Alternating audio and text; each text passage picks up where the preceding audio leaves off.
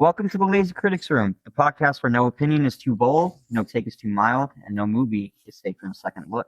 We're not here to tell you what to think about films. We're here to argue about them, respectfully, mostly. One week we're defending underrated gems you probably scrolled past without noticing.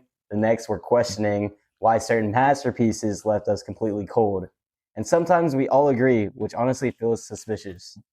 From blockbuster hits to indie darlings, cult classics to why did this get made, disasters, we're talking about all of it. And yes, we will disagree loudly, occasionally, passionately, always with popcorn nearby.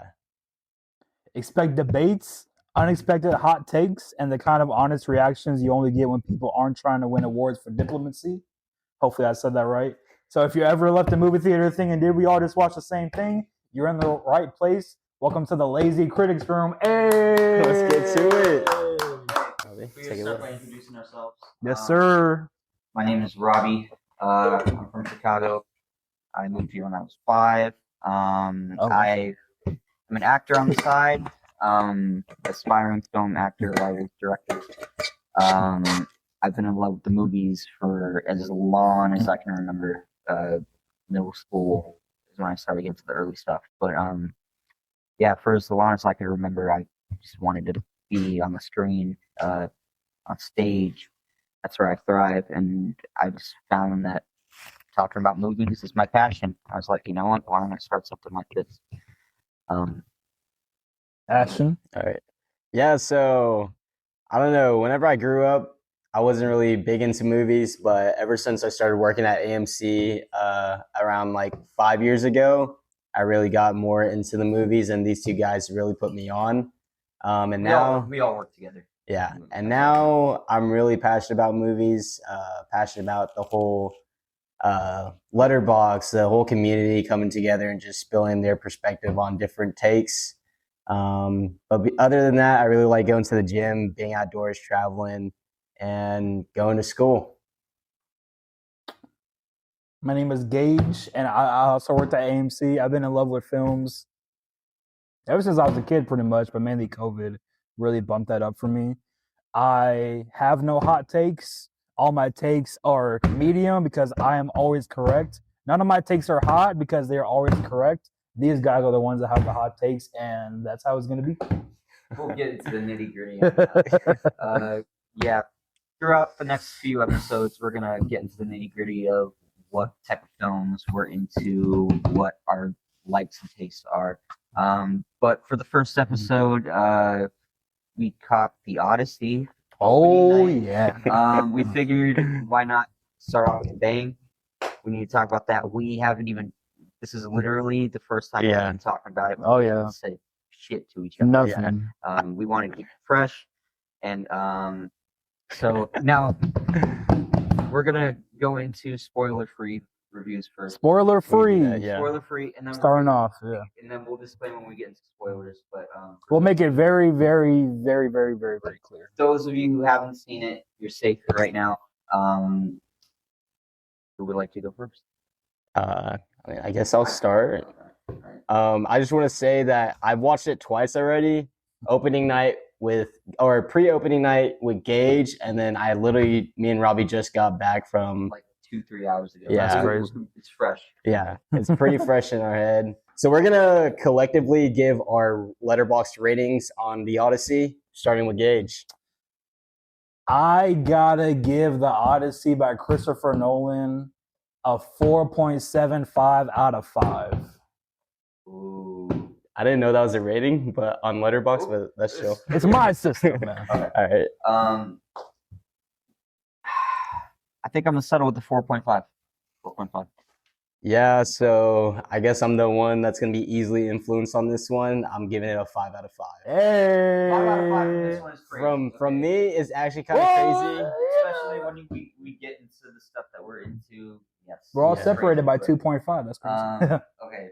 Okay, so let me say, I could barely sleep. The night before the Odyssey, Wednesday night, I could barely sleep because I was so excited for it. I've been waiting for this for a few years. Wasn't really a fan of Oppenheimer, But hearing that, but hearing that, Oh, but hold on. But hearing that he was doing the Odyssey, I'm like, hold on, that's something that is actually interesting, something I might get into. Plus, like Christopher Nolan is an amazing director. I'm not debating that.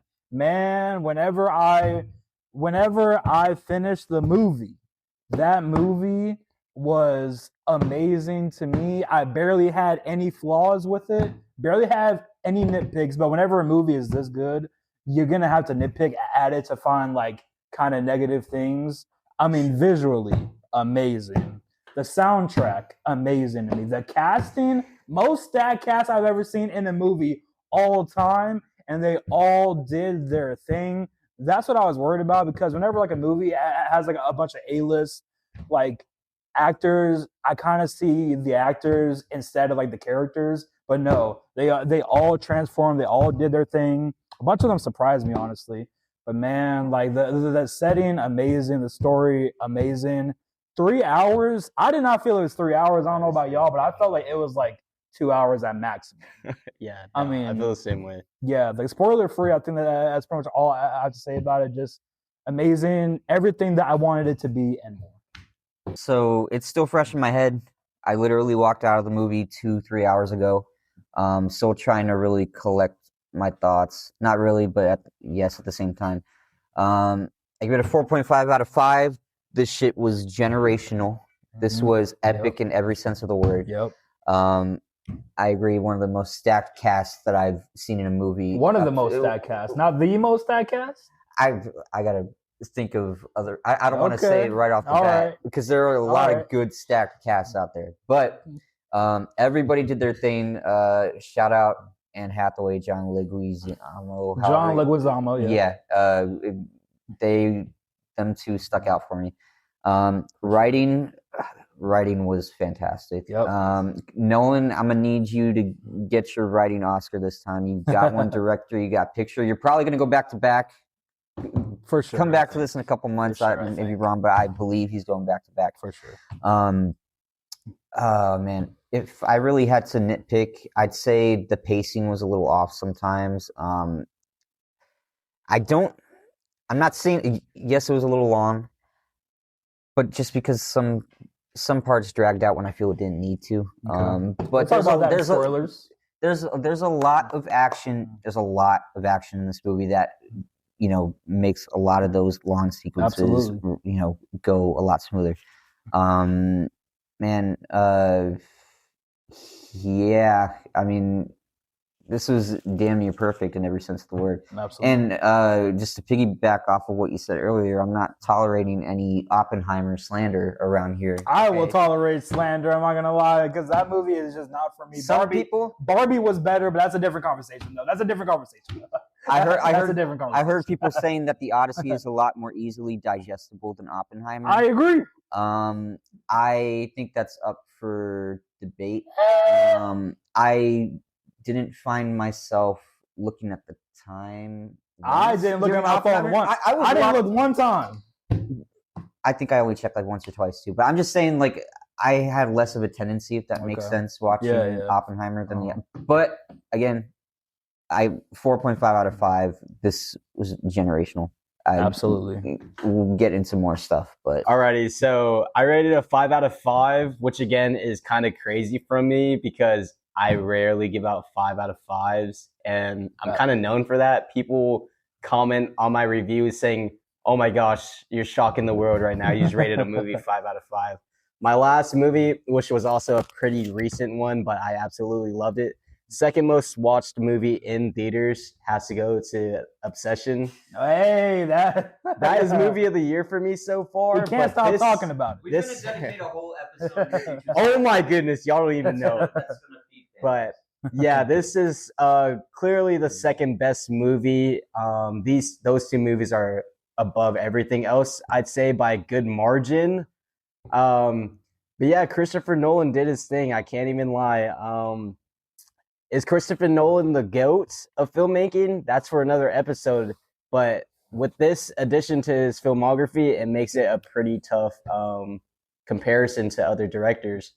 Was I a doubter of this movie going into it? I kind of was. That's crazy. I kinda That is was. absolutely crazy. I kind of was. What has Christopher Nolan done to make you doubt him? Okay, Name the thing it. is, these folks don't understand. There's some films, movies that he has made that is overrated. Name in my opinion. Name them right now. I'm not gonna name them right now. Oh, because he has none. He can't name any because he has none overrated movies. But yeah, I was influenced by the casting, the dialogue from the trailers and stuff. It kind of was off-putting when I first watched a few of them. But after that, do I regret doubting this man? Yes, I completely do, because I rated this movie a 5 out of 5. Is it his best film? Maybe, but we'll talk about that later on, I guess. We're gonna talk. Yeah. The only cast that really threw me off was Travis Scott. I agree. I agree. Seeing Travis, I could not see his character. I only saw Travis Scott, but to be fair, he is barely in it, thankfully.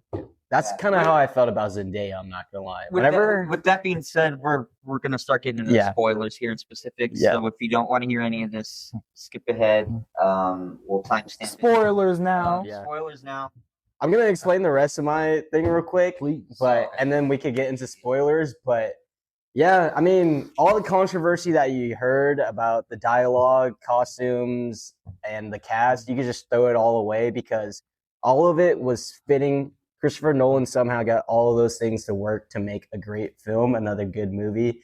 I definitely see this winning a lot of awards at different ceremonies, the Oscars included. I feel like it might sweep a lot, or at least obtain a lot of awards for many and deservingly categories. Yes.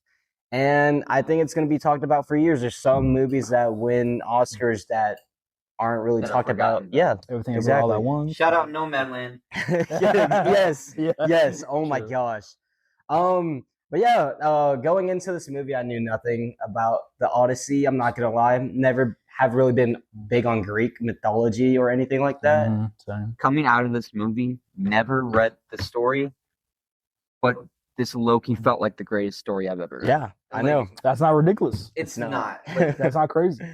But yeah, so now that's everything that's popping up on my feed, on my TikTok, on my Instagram is just nothing but the Odyssey now. And I feel like I've known this story for as long as it came out 2,000-3,000 years ago. But yeah, no, he did a beautiful job with the cinematography. He made the film, like, it was all eye candy. Just like the back rooms, it looked stunning. Everything about it just looked great. Absolutely. But in my opinion, he just advances it to a 5 out of 5 with the storytelling. Rather than showing most of the impact on adventure and the side quest that Odyssey does take part on, he really shows his character and the mental side and the psychological problems that he faces throughout the movie, which I really enjoyed. And then again, the cast and all that. Anne Hathaway did her thing. Tom Holland, wasn't really expecting that from him. I was kind of like, at the beginning, I was like, and then it just develops, and it shows that his character making and his character development was just great at the end. And Matt Damon, I'm a Matt Damon lover. I love that guy. Good Will Hunting, probably top 5 favorite movie from me. And yeah, I mean, other than that, I was just fiending to go back into the second watch with Robbie. It was just such a good movie, and it felt pretty quick for a 3-hour long movie. They watched it in IMAX. I sadly did not. I saw what a loser. Yeah, trust me, I'm going to be running it back. I'm going to be seeing it in IMAX because that's the full experience. Yeah. We don't have 70 millimeter in Houston, but if we did, man, if we did, oh man, I'd be abusing that. Okay. Oh, y'all ready for spoilers? I'm down. I'm down. One question I have for y'all off the bat: who is the actor that stole the movie for y'all? Because I don't know about y'all, but for me, Robert Pattinson. Every scene that he's in, every movie that he's in, every scene that he's in this movie. He completely stole the scene for me. I really hope that he gets a nomination, but it's going to be hard because there's so many great performances in this movie. So, but the person who stole the show for me is for sure him. On the women's side, Anne Hathaway might have given her best performance ever in her life. Ever in her life. I'm gonna chalk that up to some recency bias. No. Best performance that I've ever seen. Whenever she said to Tom's character, "That world is gone." Oh my, absolute chills. Best performance that I've ever seen from her in my life. You haven't watched Les Mis, have you? No, I haven't, but I guarantee you it's not the Odyssey. I guarantee you. Literally won an Oscar for it, but okay. Part 2 coming up. You want to talk about standouts? I'm not even going to name a cast. What's his name? John. Benny Safdie's. Oh, yeah, Ben Safdie. The aura that this dude oh my had goodness! in this movie. Absolutely. I love how we're going into the story, bro. This dude looked like he was 10 feet tall, and you didn't see his face. Yeah, he fucking died. But Agamemnon. I don't know how to say that. I'm sorry if I'm butchering all these Greek names, but Nolan, you made Benny Safdie look like $1 million. I'm not gonna lie. Who thought that was possible? I was gonna say that, like, whenever the pure like stress and anxiety that I felt while they were opening the doors, and once it finally opened, it was like a Darth Vader intro 2.0 intro where he like whips out his red lightsaber. I'm like, oh my gosh, I literally like started tapping Gage. I'm like, holy crap, this is insane. I really enjoyed that. People were complaining about the armor. That armor looked badass. It really did. It looked awesome. I'm usually a big advocate for historical accuracy, but I heard Christopher Nolan's take on this where he was like, he's trying to make it more digestible for the younger audience, and especially with the audience nowadays that doesn't have the attention span for more than an hour in the movie theater.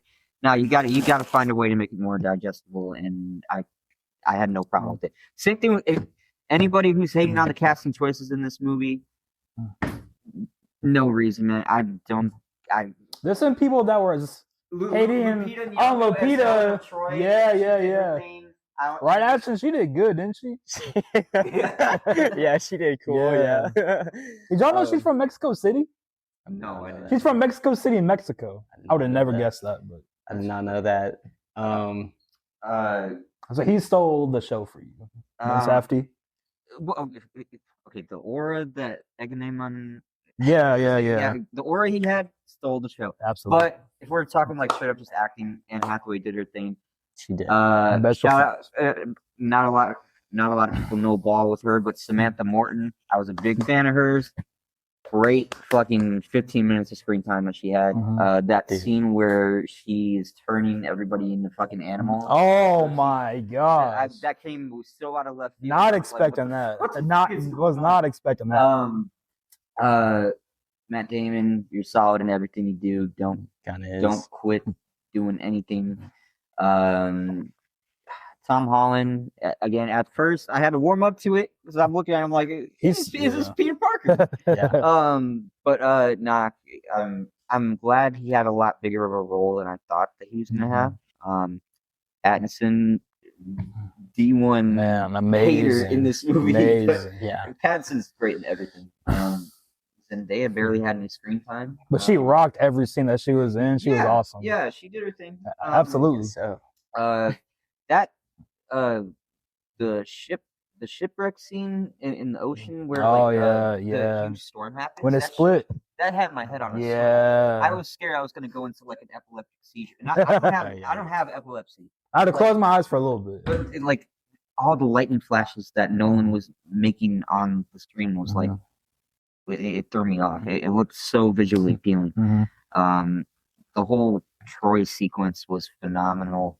That third act, man. As soon as Odysseus washes up on that shore, I don't think I blinked one time. Go time. Literally, when he had that Paul Maudie Betraydes moment, he reveals himself. I was like, shit, bro, this is peak. And Ashton saw. I had tears in my eyes. They weren't crazy, but he was wiping his tears, face. Walking out of there, I was mesmerized. So Anne Hathaway, I'm a lover for Anne Hathaway. She did her Well, thing. Her lips quivering, the tears just rolling down her face. She just made it all look like real, like she wasn't acting, like she was actually playing Penelope. Robert Pattinson, he made you want to go through that screen and just sock him right into his face. He's just such a talented actor. Whether it's voice acting, he's always able to change his voice. It's actually insane. And he just shapeshifts into each character that he plays, and it's absolutely phenomenal the way he did his role as the villain in this movie. I feel like as a villain for the suitors. Benny Safdie, awesome guy, did his thing. Once again, he was very menacing, and Christopher Nolan did a great job portraying him. Is that Tom Holland? I was just like, man, who is this kid? Why is he in here? But again, his character going through that character development was just great. Him being like a wimpy kid, I felt like getting tossed around on that mountain while they were training, but he was able to get mentored by what's it called? His character, John's character. I felt like that was a very nice, appealing teaching moment.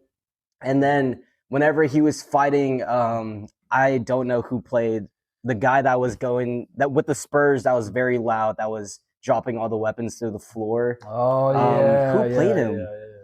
I have no idea. But whenever he fought him and was finally able to get, like, I guess his first body, if you want to say it, on screen, that was a very awesome moment. And then him being crowned king, for Matt Damon and Anne Hathaway to leave him and go on their journey of finally going to the west side and going into the sun setting, the sun perspective, and finally fulfilling their dreams of just traveling together and being together once again and honoring the dead in an honorable way rather than just fleeing from their bodies was a spectacular moment. But yeah, that's me for my actors and actresses on that. I really love the universal message that they preach throughout the movie. Like Zeus's rule, the golden rule, treat everyone else like beggars, as you would like to be treated. Love thy neighbor. Christopher Nolan puts it really well at the beginning, where Tom Holland is like, treat everyone like you would treat yourself, because you don't know if they're a living, breathing God walking amongst you. And I was like, oh wow, that was a bar.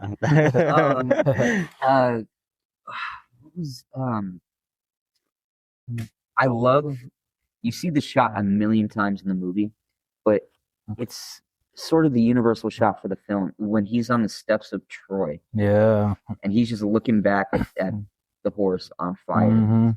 Like, it means something different in every scenario that it was used. I know why you see that shot like 20 times in this movie, littered throughout. And it's just him just looking back, but it's in different contexts. And it's like, it speaks volumes to me, because like there's not very many shots where like it can have many different interpretations and moods, and like that really stuck out to me. I think that's where it highlights Zendaya's character Athena a lot, where she takes this possession of a little random woman, and Matt Damon's character Odyssey witnesses her head being chopped off, and she just keeps popping up at certain moments whenever he's feeling that guilt of what he has done. And I think that's what I think personally really highlights the film and the storytelling and the script, because Christopher Nolan goes into the truth and the hardship that mentally affects men or women that go into war, I feel like, rather than physically. And it just highlights the haunted character that he made through his choices of going into that wooden Trojan horse and dropping out of it and going to open that gate up. And speaking of that horse again, when they were explaining what they had to undergo, like how long did they say they spent? 2 days in piss and that's crazy. And drowning, and like, oh my God, I was like, how? Yeah, 2 people drowned in that. Yeah. How fucking do that? how do you stick that out? It must have been hot as fuck in there too. Yeah. Like it wasn't metal. I think it was wood. It was but wood, it was still, that gotta be Yeah. on the beach. I don't care what it is, bro. I am never doing that in my life. Yeah. Mind you, Okay, what is it? I barely remember like learning in detail about like Troy and the whole. I just knew that like they snuck an entire fucking army into the city to overtake it. And it's debated on whether or not that even happened. I know some historians are kind of iffy. It's a hell of a made up tale if it's fake. Yeah. And some people even say that Homer wasn't even a real person who wrote the Odyssey. Oh, It's just like wow. a pseudonym. Like there's a lot of That's a lot of stories though. yeah. Like back then. Yeah, they say Shakespeare isn't even a real Yeah. person. Yeah. No, I'd say the little details in that scene, the little details is what gets me throughout this whole entire movie and what elevates it to a 5. Like in the horse scene, whenever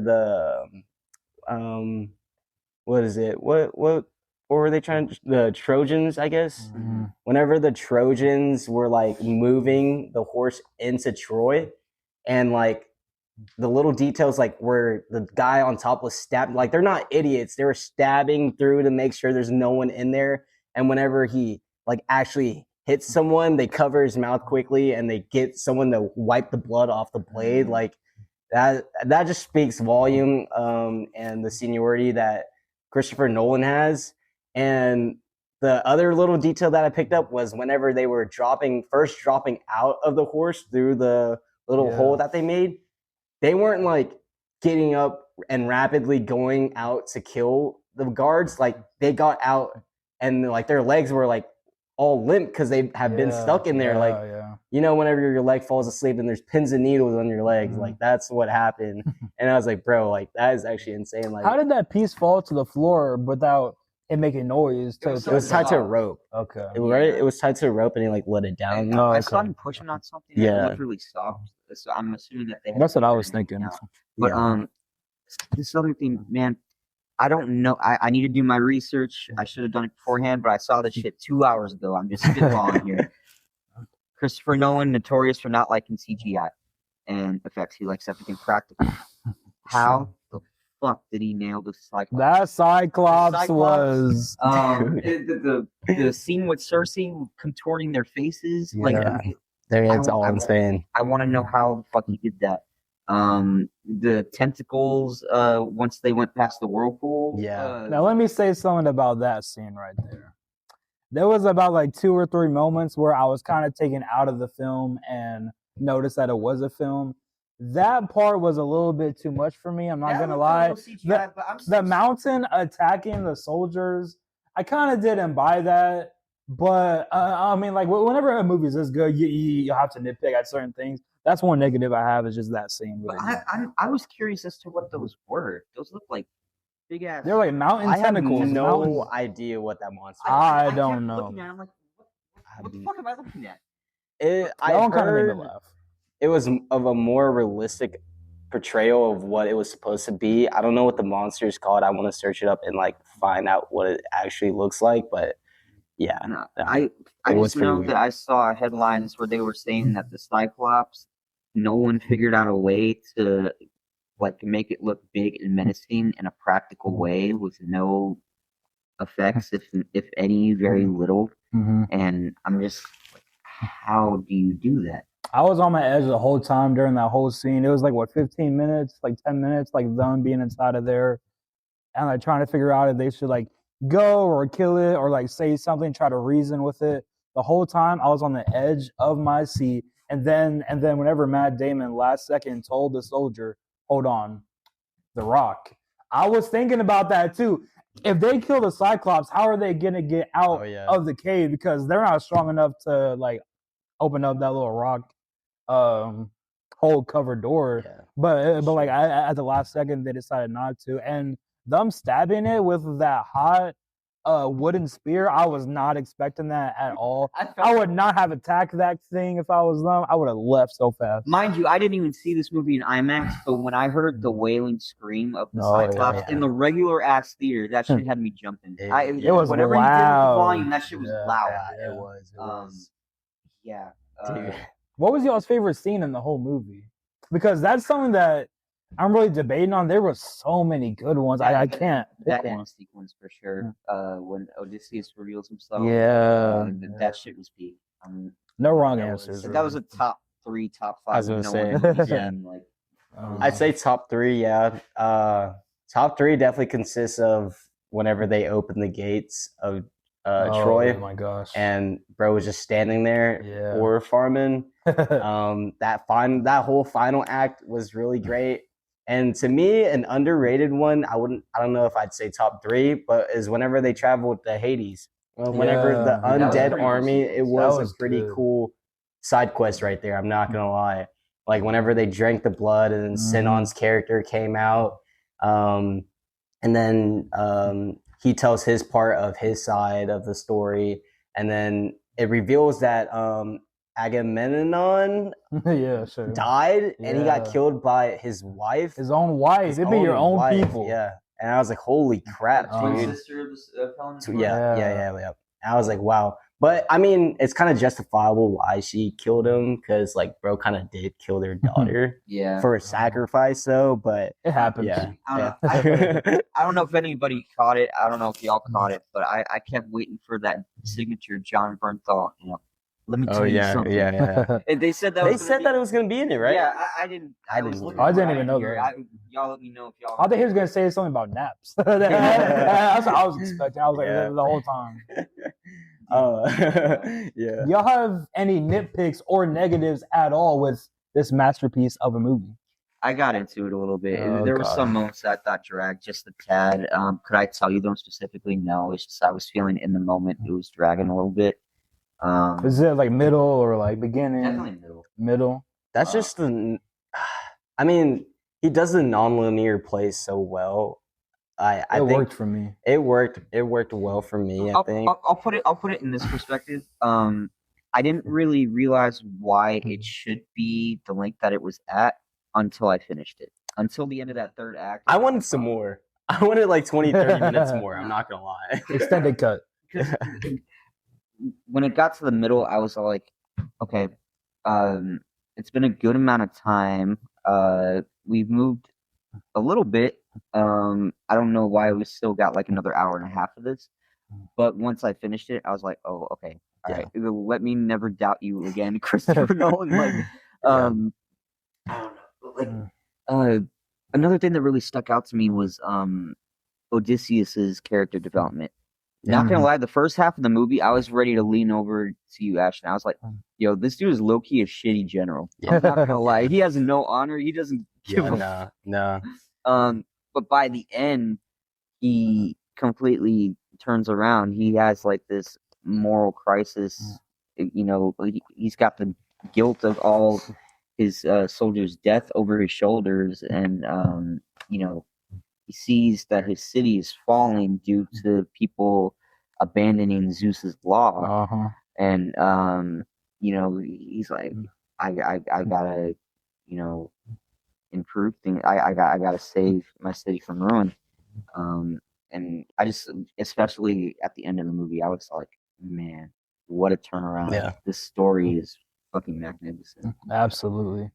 If I were to say my nitpick would probably be the Calypso portions.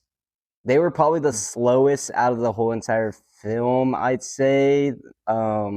I just wanted more of her background and more of her character, if I'm being honest. Am I crazy, or did Calypso have more screen time than Anne Hathaway? No, it definitely seemed like it. Well, if it was her screen time, it would just be her feeding him lotus flowers and just walking around. Yeah. And just saying, tell Anne me, Hathaway tell had me, more tell me. impactful scenes for Yes, yeah. But I definitely felt like I saw Calypso a lot more than, like, Anne Hathaway was heavily in the beginning, and heavily at the end. Yeah, that's true. Calypso was like kind of littered throughout. Yeah, but I don't know. It's just like those were probably the weakest points. But whenever it comes to Christopher Nolan, he just makes such bangers that you have to nitpick at these like details. Absolutely. But other than that, I wish there was more blood. I guess the only blood splatter that I really saw was whenever they went to that place where there were giants, which heavy armor. Oh man! Whenever he sliced one of the guys, like you get blood splattered Yeah. right into your face for one of them. It was rated R. They probably could have done a little bit more.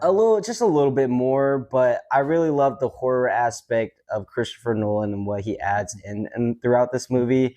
The horror aspect of just the witch. What was her name? Cersei. Cersei. Her That scene was shape-shifting those pigs. crazy. And Gage, you were talking about sprinkling it in a little bit, but you were talking about how she said that. Oh yeah, whenever, yeah. You want to explain that? Yeah. Because whenever Odysseus asked her to turn them back into soldiers and not pigs, she said, "All right, go back in your disguise," and then they turned into men and not pigs. Exactly. I thought that was really, really interesting to me. But like her keeping her sister as like a crow, I can't forget that, man. I can't forget that. What was she thinking, man? Like release her or something if you can't even talk to her. She whenever he asked that, she did say it keeps her sane, like it keeps her like She didn't seem sane to me. She seemed like a crazy witch, I'm not gonna lie. So. Yeah, I'm not gonna lie, yeah. If that's her sane, I don't want to see what she looks like crazy because oh my gosh. I think it's just her life of living is that transformation into being like the real character of what you portray yourself as is how she lives. And I think that just shows like those men were pigs. Like they did rape tons of innocent citizens. They went out there and killed for Odysseus instead of themselves. I feel like they killed out just by the title of war, and it showed that they were pigs rather than humans, and that they were disguised as humans. And that's why she said that. I have a question for y'all. Towards the end, whenever Penelope gave the challenge to them to string the bow, I was about to piggyback off of that, yeah. Do y'all think that Penelope knew that Odysseus was the beggar, or do y'all think it was a coincidence? Because I'm 50-50 on it. That's what he was asking me. He asked me the same thing coming out. Interesting. I'm going to let you give your thing first, and then I'll... Yeah. So whenever I walked out of the theater the second time, and I was still thinking about it on the first watch, is whenever Matt Damon's character, Odysseus, is portrayed as the beggar, hiding his true identity, and he goes to talk and describe what Odysseus has been through to Anne Hathaway, Penelope, there's just this certain moment where I feel like she has caught on and that she knows that it is Odysseus, and she opens up the little blinds that she hides behind, and she's like, rally the troops, like rally the suitors, it's time, I'm gonna marry someone new. And then they create this plan to hide all the weapons from the suitors whenever they come in. They're going to lock the doors behind them, and they're going to do the challenge that she knows that only Odysseus can complete, which is stringing the bow and shooting it through, I believe, 12 axes onto a piece of wood. And I think that she knew that it was him. She locked them in there. Yeah, to lock them in there they weren't for an attack plan to have them all confined into one room and allowing Odysseus to kill them off just like with one bow, or just killing them one by one with hand. And I think she knew that. This is just my interpretation of what I thought, or whatever you want to say about it. But that's what I thought happened. Well, a theory. One thing that I have criticized Christopher Nolan for in the past is fight sequences. Fight choreography to me is not Nolan's strong suit, and like it never has been to me. But hold on. But the fight choreography in the Odyssey, top tier. I'm not gonna lie. I'm so glad that he finally improved that from his previous work. The fight scene with Tom Holland and the person trying to drop down the weapons, and Odysseus killing all those soldiers and having them kneel because they knew that they didn't have a chance. And Pattinson's character, knowing that he has no chance, trying to send off the soldiers and not going himself, showing how much of a coward he is, that was just beautifully done to me. Now, I agree with all that. But when you criticize his fighting choreography, Are we not going to act like Bane versus Batman in Dark Knight Rises is like a top? Bane versus. It's an all-timer fight scene. I completely disagree. The fighting, Guys, we're gonna go on a tangent. The fighting bro. with Bane versus Batman. That scene is memorable because of the background, because of the acting, and because of Bane's dialogue. The fighting in that actual scene looks so goofy, and nothing looks like it connects. When Bane breaks Batman's back, it doesn't even bend at all. It's as stiff as a board. So how in the world did that break his back off of that weak stuff? And whenever Batman was hitting Bane, it didn't even look like it was connecting. That scene is great. I agree. But it's because of Bane's dialogue, not because of the fighting. The end scene with Anne Hathaway was really the last thing I wanted to feedback off of. Unless there's any final thoughts on it, we can incorporate it into Nolan's filmography. I wish that Travis Scott was not in it. But to be fair, like, he's only there for like 2 minutes, so it's not that big of a deal. But like whenever I saw him, I just saw Travis. We didn't get the character's name or anything. I just saw Travis Scott. But that's like one little nitpick I have.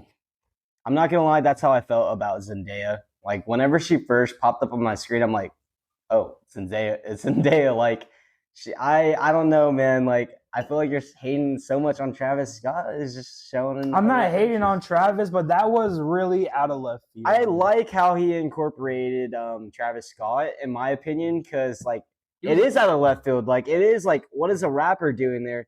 I wish he could have used like or utilized a different rapper, maybe someone that's like less known, so that you're not like hit in the face by like, oh, that's Travis Scott on the screen. You know, the intentions were genuine though. Like his character is a poet. Yeah. And he's trying to resonate with the younger audience. Exactly. But they don't really tell you any of that. Rap is poetry now. That is true.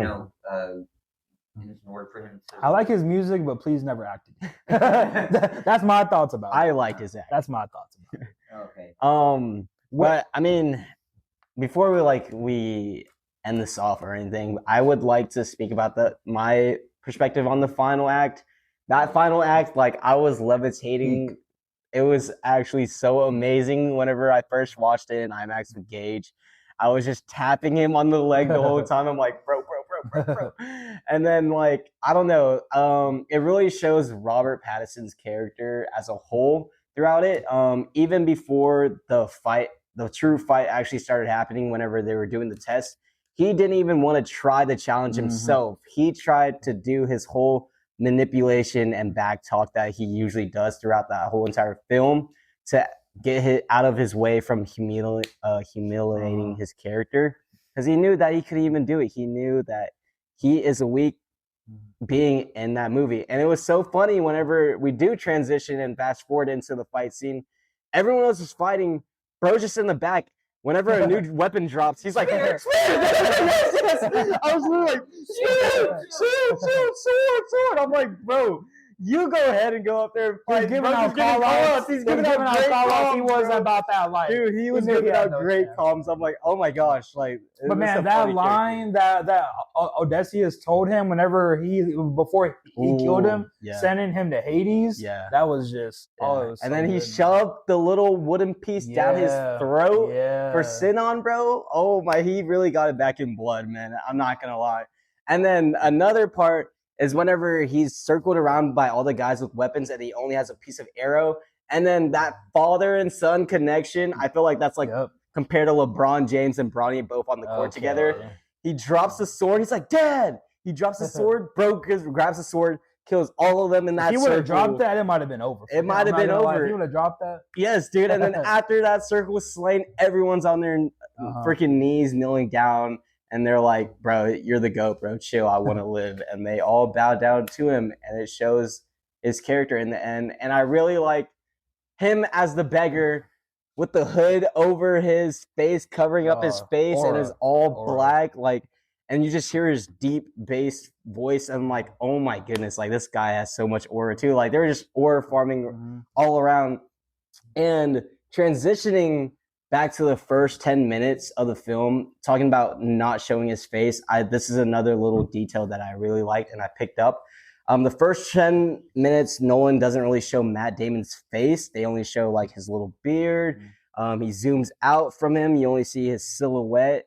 And it really just gives the foreshadow whenever he finally strings the bow with the kids while he's hunting for that boar.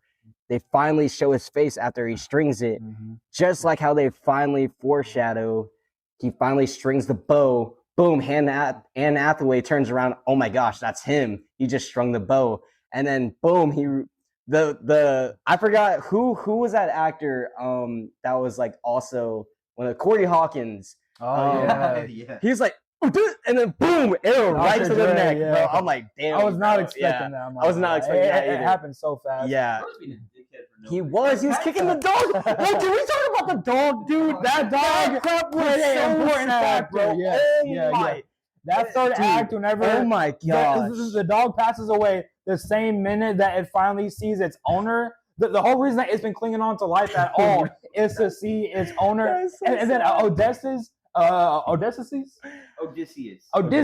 As soon as he gets back with Penelope and he's in Penelope's arms, he passes away. That was beautiful to me that they incorporated that with both of them. That was just so good. Yeah, dude. I forgot about the dog. Dude, I totally forgot about the dog, but that part almost got me. I've never cried to a movie, by the way.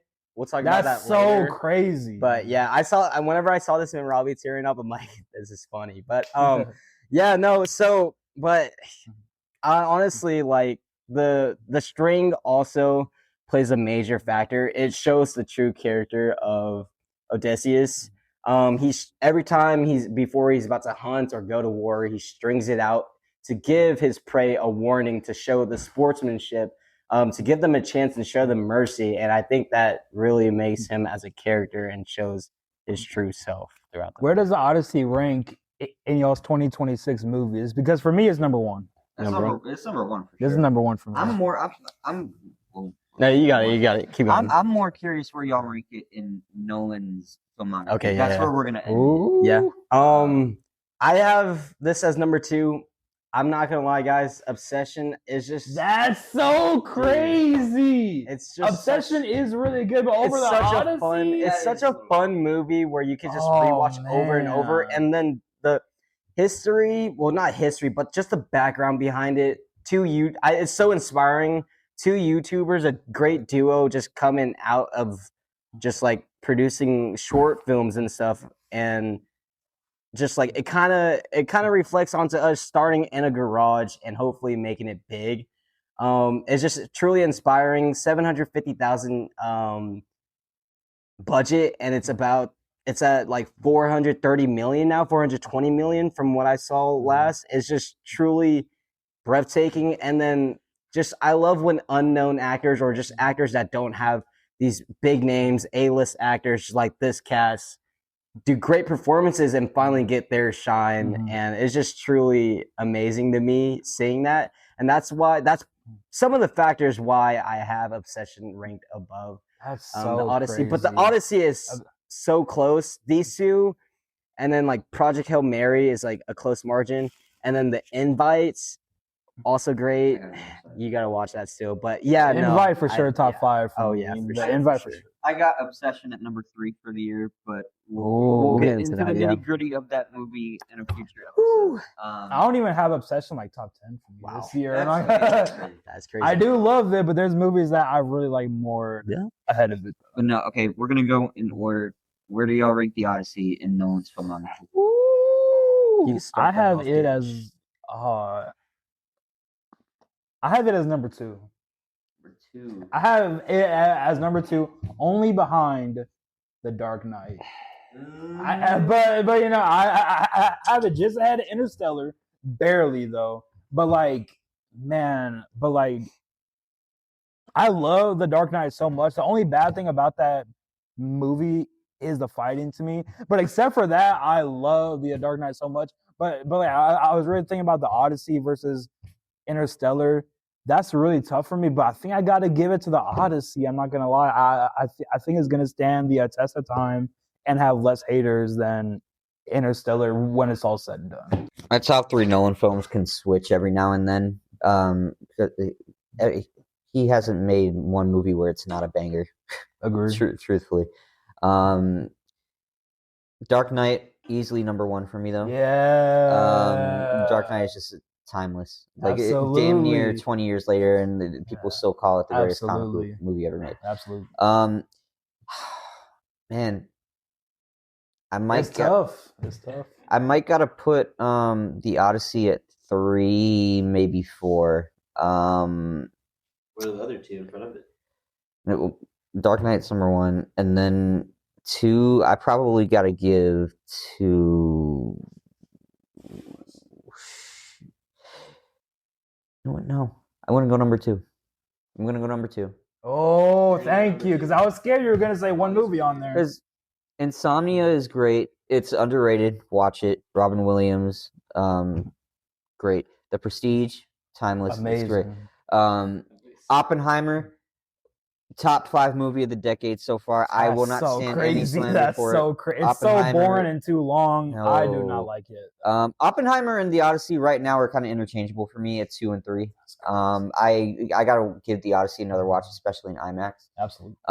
But I got Dark Knight and Oppenheimer and the Odyssey. They're interchangeable. No Interstellar. No love for Interstellar. We're gonna get into that later on. Oh, but no. We can get into it now. We can get into it now. Where does Interstellar rank in your Nolan filmography? Cool, 5 or 6. Maybe? Oh, that's crazy! Look, 5 or 6. Name me 5 Nolan movies that are better than Interstellar right now. Name me 5. Oppenheimer, Odyssey. Oppenheimer. Oh, that's so crazy. Oppenheimer does not touch Interstellar at all. Memento is a sleeper. And the Prestige.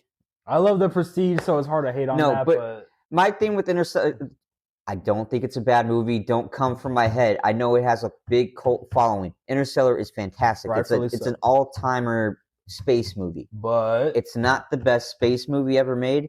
And it's not the best Christopher Nolan movie. I will not stand for it. But it's not 5 or 6, though. That's insane. It's not. What makes Oppenheimer better than it? Oppenheimer, it's more engaging to me, I'm not going to lie. And the writing is way... No, I'm not going to say it. Doesn't drag at all. Let me not disrespect it. Interstellar's writing is good. I think Interstellar, it struggles with a little bit more pacing issues than Oppenheimer, personally.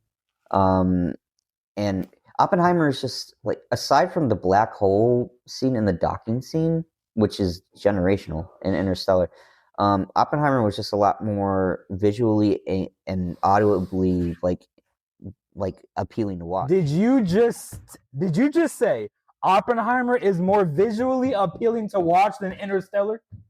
I mean, it's more consistent. Oh, that's so crazy. Okay, so if something is mid, but it's more consistent, does that mean that it's better than Interstellar visually? Me another shot that's as beautiful, if not a little better, than the docking scene in Interstellar, in the black hole. Like, what other visually appealing scenes besides, like, when they're on Miller's planet, maybe, that are like... But like the Oppenheimer's highs do not touch those highs of Interstellar. No, they don't. But they're a lot more consistent, and But just because something's more consistent does not mean that makes it better to me. No, man. No, that's like okay. That's like finding a really shitty movie that has some really good highs, and then just ranking it above a better movie. Like I find that. Are you calling Interstellar a bad movie? No, I told you no. That's what it sounds like to me. Like Ashton, what's your thoughts? Dude, which movie is better for you? I'll get into it whenever I explain my. Okay. But yeah, bottom line, Dark Knight, Oppenheimer, and Odyssey are interchangeable at 2 or 3. Yeah. All right. So after their 5-minute argue, Interstellar's number 1. That's fair. That is so valid. That's fair. And even lie, man, that thing is life-changing. Absolutely. How do people hate on that movie? I don't know. No, not you, but like there is people that really hate that movie. That's crazy to me. I haven't found another person that hates that. There's so many people online that hate on it. No. And I have no I idea haven't why. met a It's single amazing. person that has criticisms for that movie. I mean, Timothy Chalamet is in this. That kind of brings it down a little bit, but we'll get into that later. But, you know, He's just a kid. we'll get into that He's later. just a kid. We'll get into that. Man, it's really. At first I wanted to rank the Odyssey at a 4.5, but that first watch really did something for me. So I'm gonna have it as number 2 because those are the only 5 out of 5 movies from Nolan for me. We all have it at 2 pretty A much. close third one was interchanging it between is The Prestige, Hugh Jackman and Christian Bale, and that just do their No Dark thing. Knight. Where's the Dark Knight for you, Ashton? Please let us know. He's a Dark Knight hater. I can't find it. Oh, But the only movies that I haven't seen from Nolan are Tenet, which I've been really wanting to watch. I haven't seen Tenet Overrated. either. I haven't seen it. I've heard that it's definitely overhated, yes. And then Dunkirk, which Dunkirk is just long. yeah. I feel like it's never Size been matters. it's never been too appealing to me, I'm not gonna lie. Like there's so many better war movies out there, but I haven't watched it, so I can't really put in my 2 cents. But yeah, that's gonna be my ranking for Nolan films. I do want to kind of end it off with this, because Gage brought it up about people hating Interstellar. Whenever I got done with my second watch, I went on to like different people's reviews because I like to hear other people's perspective and stuff. And like there's so many content creators out there that just have been rating it a great movie. And I think it is because it is a great movie. Absolutely. And I just scroll through the comments and all I see is paid review this, paid review that. And I don't know if it's rage bait or anything. But like all the people that are hating and claiming that they won't watch it because it's not like historically accurate, it's like, don't ever watch a movie and review it ever again. You shouldn't be allowed in theaters if you're just basing it off of historic accuracy. Because these filmmakers, I'm not gonna lie, bro, they are rich as heck. They don't care about your opinion if you're not gonna watch it or not. Millions of other people are gonna watch it. It's their perspective on it. And I think that's what makes cinema and filmmaking just its own unique thing, because you get to see different people's perspective on their like perspective on a certain subject or a certain story. And we like saw this earlier in the year for Wuthering Heights. Wuthering Heights. It's literally like boring. Apparently it's nothing like the story. I've never read the book. I don't really read, guys. That's why I love movies so much. I don't read.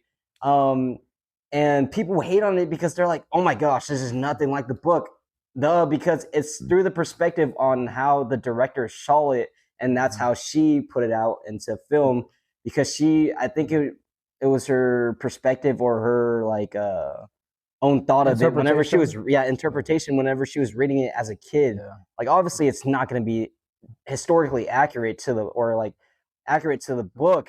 And no one's making you watch it. And no one's making you watch it. That is true. No one's forcing you. No one's forcing you. Yeah. And that Wuthering Heights, it had quotations around the title. I don't know if most people didn't peep that, but there's quotation marks. It's their perspective on how they view the movie. And I also feel like it's just like certain adaptations. These stories have been told 2,000-3,000 years ago, so many years ago. Obviously, it's going to change throughout the years. It's going to change throughout other people saying other things. It's all not going to be the same thing to the straight origins, and it's all going to be spread around through different sayings, through different people's perspectives again. But yeah, I just hate whenever people are like, oh, I'm boycotting this film. Like, no, you're not, bro. Like, no, you're not. It shows, because I'm glad you mentioned it. There is a lot. If you go on Twitter, people love to, especially before the Odyssey came out, they were hating on this from the get-go. Just for all that nitpicky reasons. But if you look at the audience score, look it up right now, it's like 97%. Like deservedly so, yeah. Not critics 96. Yeah. Audiences 97. Like audiences are generally loving it. So it's just a bunch of incels online that are just know nothing about movies. They're just hopping on the next dick riding train, to feel relevant. So yeah, if you haven't seen it, just don't comment on it. It's not productive. Yeah. What's your problem with The Dark Knight, Ash? I thought we were ending it off with that. No. Please That's let us know. good. Please let us know. We can get into that at another time because we have one last thing to touch on. Okay. This is going to be something that we attack a few times throughout the year to kind of give updates. But we started a challenge. Okay? Oh, yes, we did. It was in an Olive Garden, by the way. Yes. It wasn't our idea. We're not claiming it's our idea. We're participating in the challenge. Yeah. It's the box office challenge. Each of us drafted 6 movies. 6 movies. And depending on how much it makes the box office, whoever has the most accumulated box office grossings of the year by December 31st, 2026, is the winner. And then the loser. The loser, we don't that's the fun part. But we're gonna think of a punishment. But we're gonna air out each of our movies, so absolutely keep up with it. Y'all can keep up with it too. We're gonna go in order of the way it was drafted. Oh, okay. So Gage had first pick. I had the very first pick in the 2026 box office movie draft, Lazy Critics Room. I chose Spider-Man: Brand New Day. Unsurprisingly, that would have been y'all's number one, I'm sure. Yeah. Unsurprisingly, yeah. Robbie. My first pick, Minions and Monsters. Have you seen Minions and Monsters? No, I haven't. Oh, wow. It's so bad that he doesn't even want to watch his own movie. That's crazy. To piggyback off of the box office hype that the last Minions movie made. It made over $1 billion. And I was like... it made like 900 mil, but yeah. It was pushed, that's still money. I don't know. If you check the box office recently, it's not doing well, so I kind of regret it. At like 290, I think, right now. Yeah. So yeah, I just want to clarify also, we did start this challenge, or we did start drafting this challenge in April. So all the movies beforehand we couldn't draft. Like Super Mario it was just after Super Mario. Yeah, basically. And Obsession was like coming out the same week. Yeah. So my first pick, I had the third pick, and we did a snake draft. So right after I picked my next pick for the second round, my first pick was Toy Story 5. That's huge. I wanted to go to animated toys kids route because I know just like a bunch of families, they're gonna spend a whole bunch of money. Absolutely. But I feel like that is such a bigger franchise than Moana and the Minions franchise, so that's why I rolled with that one. And then my second pick right after that is your boy, the Odyssey, Christopher Nolan. It's his name, Christopher Nolan. That's a lock for $1 billion. That's going to bring in a lot for money. $1 billion. And then I came in with my second pick, Disney live action. You know it's going to bank. I don't know how it's doing right now. I'm not doing that good right now. It's at 111 million, and it's been 2.5 weeks since it's a live action Moana. I figured I'd hop on that train. Have you seen Moana? No. He doesn't even watch his own movies. I've fallen off recently. Hey, he's been busy, guys. He's been really busy, but that's fair. And then for my number 2 pick, I got a lot of hate for this, but I'm really happy with it. I chose Star Wars, Mandalorian, and Grogu. Crazy it's at like 340 right now. I expected it to be higher, but it's not flopping as much as like some other movies this year. Fire movie. Absolutely. My heart that it's not performing as well. Absolutely. And have you seen that movie? No. This guy here. And then my third pick I had back to back.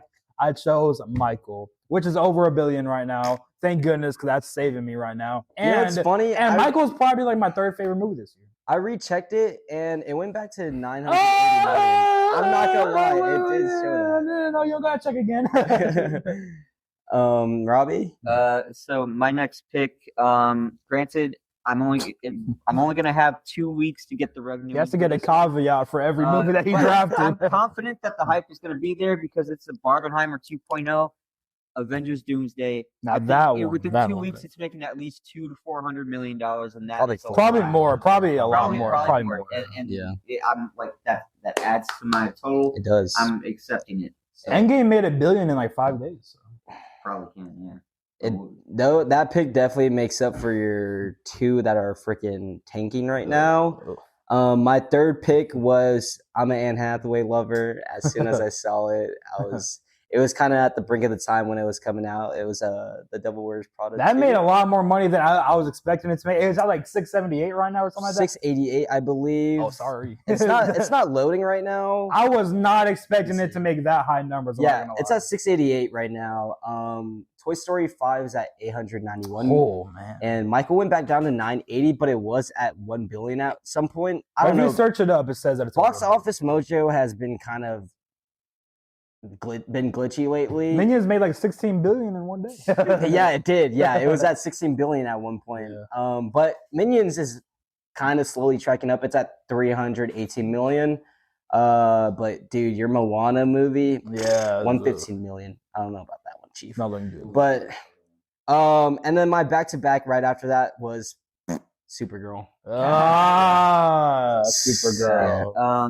I didn't really like. This was supposed to be our last pick, but we wanted to add another sleeper, so we got 2 more. But I was running out of options at this point. I picked Street Fighter. That looks visually appealing. I think it may make some money. Your 4th pick was D'Andro. This guy gave up so hard. He doesn't even know his own list. I'm fully in on the Barbenheimer 2.0. Give me Doom Part 3. I was going to say, you just explained it Yeah, beforehand. Doom Part 3. Give me the 2-week revenues of Doomsday. I want to no part in Dune Part 3. No, it's gonna make me. Yeah, it'll probably make a billion together. I'm not gonna lie. Like, dude. And for my 4th pick, I selected Hunger Games. And I really have nothing really to say much about it. Probably gonna make like people 250 in 2026, maybe. Their fan base is strong, and yeah, absolutely. Plus, it looks really good. It does kind of look interesting. I'm not gonna lie. Plus, I'm excited for it. And like the movies I have, I really like and are looking forward to. I kind of put that into my thought process. That's good. And then for my number 5, I chose Disclosure Day by Steven Spielberg. I wasn't really expecting it to do like crazy numbers, but it's at like 240 right now. Yeah, I'm happy with that. And have you seen that movie? Okay. I'm sorry. Bro's just bullying him at this point. I used to see every movie. Bro's busy. Bro's busy. Yeah, he's gonna be on the big screen one day. I hope. But I spoiled my next pick, Street Fighter. I was running out of choices. Visually, it looks really appealing. It's got a boy Cody Rhodes, Cody Rhodes. So I'm excited to see that. But yeah, I know nothing about the game. I never played it. I'm just like, okay. Wow, never played it. My back-to-back picks. Number 5 was Masters of the Universe. Came out. I kind of enjoyed it more. It wasn't that bad as a movie. Horrible. It wasn't that bad. It was and it was cool. It was a fun movie. Never really grew up on it, but my dad talked about it here and there. And then number 6, just for the memes, I went with Cat in the Hat. This man is absolutely scared of Cat in the Hat. Cat in the Hat is the scariest character / creature in a movie that I've ever seen. Cat in the Hat is terrifying. Hilarious. And you know what's funny? Ever since he said that, there's been a whole bunch of a whole lot timeline of memes, and the files are getting pulled behind that movie. Because he is creepy. Yeah. But it is an animated That's my sleep movie, process. and it comes out around Thanksgiving. So I was like, oh, yeah, Thanksgiving, kids are off on their break from school. True. Yeah, and I hope that they like Cat in the Hat and watch the movie. Give me some money, man. Yeah. My last pick, he doesn't even want to say it. Come back in the next couple months when this movie drops. Block this.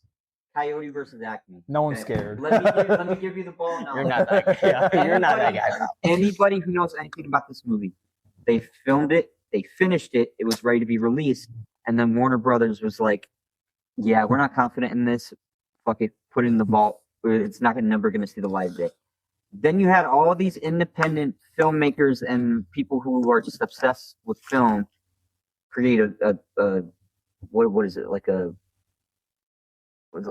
petition to resurrect this movie. It took a year or a year and a half. They got thousands, hundreds of thousands, millions of signatures.